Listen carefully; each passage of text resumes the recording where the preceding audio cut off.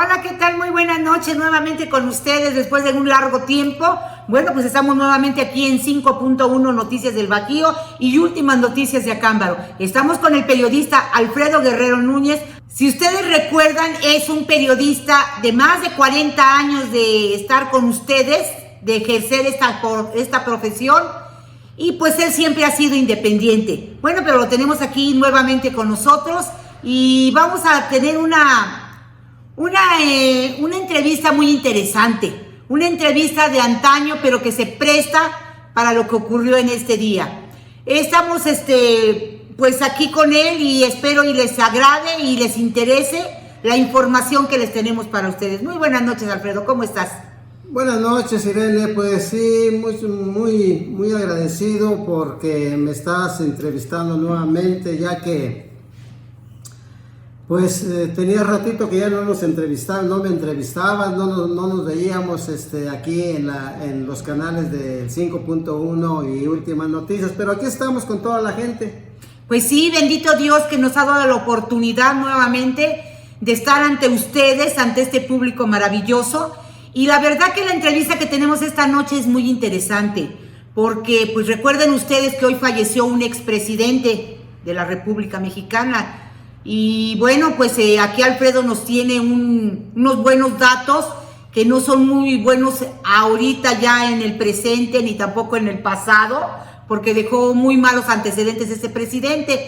Pero bueno, no estamos para juzgarlo, simplemente vamos a hacer memoria de lo que pasó en 1968, que fue es una fecha que no quisiéramos recordar, pero que para las nuevas generaciones es interesante que sepan el por qué estamos recordando esta fecha. Fue una tragedia muy triste para todas las familias mexicanas, porque se tentó contra lo más sagrado que es el estudiantado, la juventud. A ver, Alfredo, platícanos, porque al parecer tú estuviste presente en estos hechos. Sí, Irene, mira,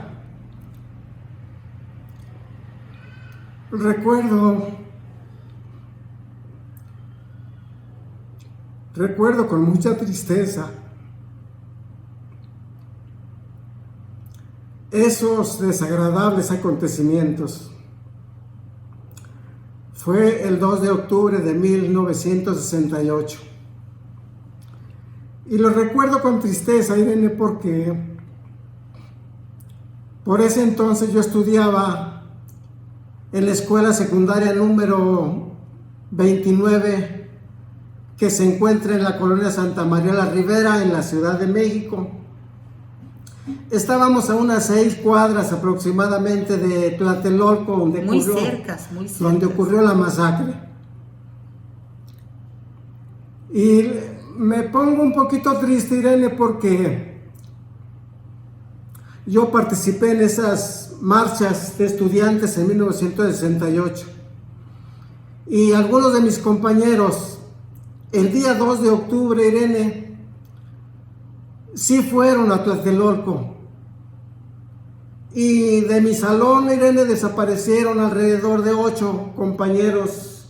Ya no los volvimos a ver. Ya no regresaron al grupo, porque ellos estuvieron allí en la Plaza de las Tres Culturas. Recordar estos incidentes, Irene, es muy triste para todos los mexicanos y para muchas familias. Así es, Alfredo, de México, que perdieron allá a sus hijos, y muchos matrimonios, incluso de los edificios de Tlatelolco, también perdieron la vida por darle protección a los estudiantes. Te voy a comentar un poquito, Irene, de lo que yo recuerdo, de lo que viví en ese México del 68. Y perdónenme un poquito porque se me va la voz luego, pues nada más de acordarme de esa desgracia que hubo. Por eso no es muy grato recordar al presidente Luis Echeverría. Alfredo, pero disculpa que te interrumpa, pero ¿por qué culpar al presidente Echeverría cuando estuvo de presidente López Mateo? No, mira, Irene, el presidente de esa época era Gustavo Díaz Ordaz. Perdón, sí. Gustavo Díaz Ordaz era el presidente. Y mira, yo creo que el hecho de que tú te equivoques en las preguntas aquí en este aspecto es porque muchos jóvenes, muchas personas, yo no sé cuál sea tu edad, Irene, pero yo sé que muchos de los que tienen tu edad y de ahí para abajo ya no recuerdan estos hechos, porque fueron hechos inolvidables, hechos, una fecha que no queremos recordar los mexicanos. Gustavo Díaz Ordaz era el presidente de la República, ciertamente, pero el secretario de Gobernación era Luis Echeverría Álvarez. Ahí estaba la duda, Alfredo, qué bueno que me sacas de esta duda, porque por décadas, por siempre, se ha culpado al presidente Echeverría, pero no sabemos realmente lo que tú nos estás explicando ahorita. Sí, mira, yo creo que en ese entonces, Irene, acuérdate que el único partido que gobernaba en el país era el PRI. Así es. El presidente que gobernaba por aquellos tiempos era el todopoderoso en México. Su palabra era ley. Y hay de aquel que desatendiera o desobedeciera las órdenes del presidente, ya fuera secretario de Estado, o fuera de las empresas descentralizadas, o fuera de la Procuraduría General de la República, o fuera del Ejército.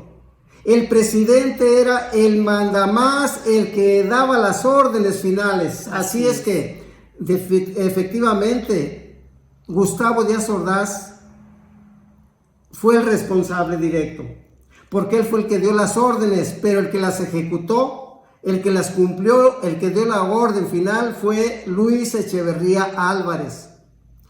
En ese entonces, Irene, yo les quiero platicar un poquito a todos los que nos están viendo. Yo, como te digo, estaba en tercer año de la secundaria. Era todavía un muchachito. Años después, cuando Ernesto Zedillo Ponce de León, que también fue presidente, estaba en el poder, uno de los periódicos nacionales sacó una fotografía de él, en donde se le ve corriendo en las manifestaciones. Estaba jovencito, estaba casi de Estaba dentro de con los estudiantes. Era también estudiante, él estaba en la preparatoria. Y se le ve cómo va corriendo también desesperado, porque todos corríamos por las calles de la Ciudad de México. Mira, Irene, el conflicto del 68 inició en la Ciudadela, en la vocacional número 5 de la Ciudadela, ahí muy cerquita de Gobernación. En ese entonces hubo un pleito entre muchachos, estudiantes de la vocacional número 5 con una escuela secundaria que está junto a la vocacional. Los muchachos andaban peleándose ahí en la calle, y en eso llegaron los policías. Y los policías empezaron a golpearlos a todos. Entonces salieron más estudiantes de la vocacional en contra de los policías. Y cuando ya vieron los policías que eran más estudiantes, empezaron a disparar. Los muchachitos de la secundaria rápido corrieron para la escuela, y los de la vocacional también, pero los policías siguieron a los muchachos de la Ciudadela, de la vocacional 5, y adentro acribillaron a uno de los muchachos. Al siguiente día, Irene, tanto en la plazuela como en la calle Bucareli, en donde está Gobernación, ajá, sí. Los muchachos sacaron el féretro del muchacho que perdió la vida y lo anduvieron paseando por la calle Bucareli, desde Reforma hasta la calle Cuauhtémoc. Ahí paseaban hasta el Centro Médico Nacional, paseaban al muchacho en el féretro pidiendo justicia, que se castigara a los policías por haber entrado a la escuela, ya que estaban violando la autonomía de la institución. Alfredo, permíteme un segundo. Vamos a una pausa y regresamos con esta interesante entrevista.